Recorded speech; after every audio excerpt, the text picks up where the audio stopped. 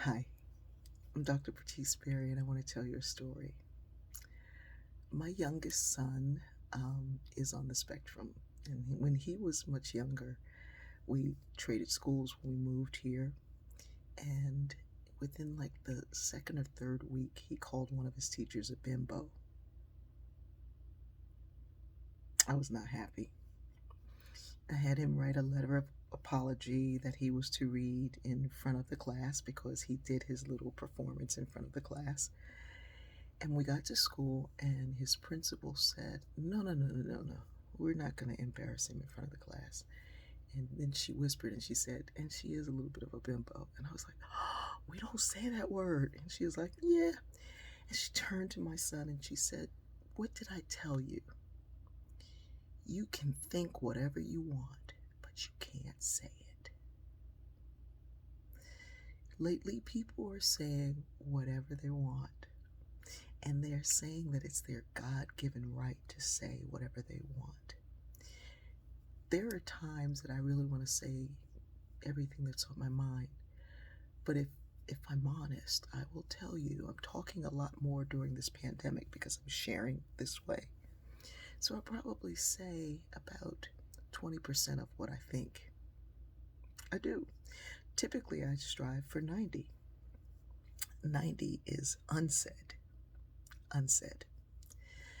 Um, it's okay to think some things. And actually, for me, it's not okay to think them because they really have an impact on my body. And they do on yours too, but I feel it immediately. So, how do I keep from saying or typing or expressing whatever I need to say? Because I just got to say whatever I need to say. There's a beautiful scripture that says, "Out of the abundance of the heart, the mouth speaks." And so, if I want to fix what I say, I put more love in my heart. This morning I woke up and I noticed something and I had a flashback of, waking kids up and telling them what was on my mind. And I just put more love in your heart. Put more love in your heart. Count up the cost. Count up all the good things and the joyful things and the beautiful things and weigh that against how you could damage that relationship by saying whatever comes to your mind. I don't see it as privilege. I see it as entitlement. I see it as entitled to say, you think you're entitled to say whatever it is you want to say to whomever. And we've been having these conversations about unconscious bias and having the difficult conversation.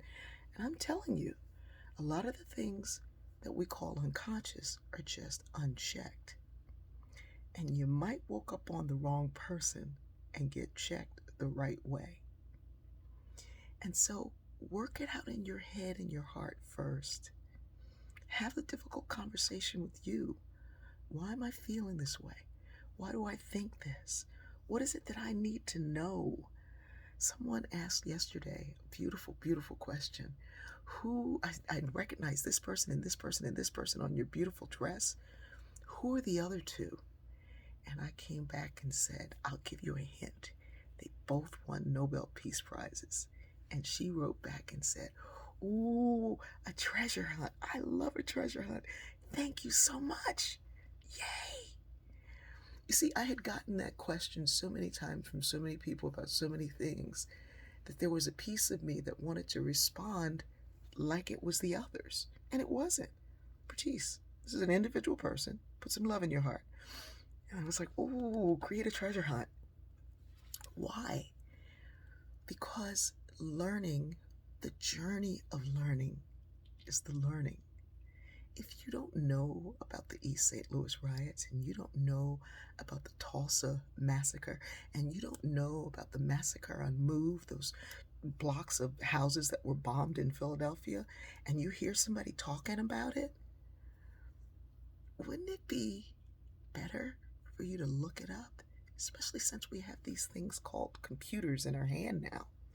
You could quietly look it up and see some things, and then you can ask some questions.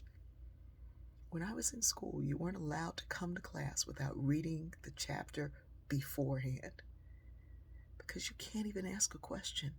if you don't have a foundation to ask it on.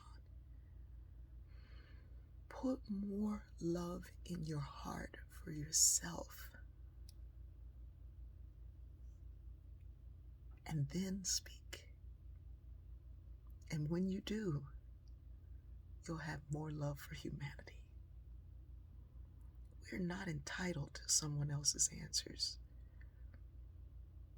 We're not entitled to say whatever we want to say to or about someone else.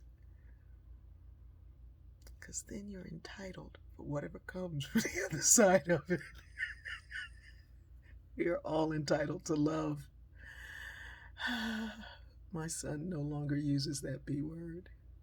He realizes what it means and what it stands for and how you lump a person by calling them a bimbo. He doesn't do that. But I'm so grateful he had a teacher who taught him that there is a step from here to here to here.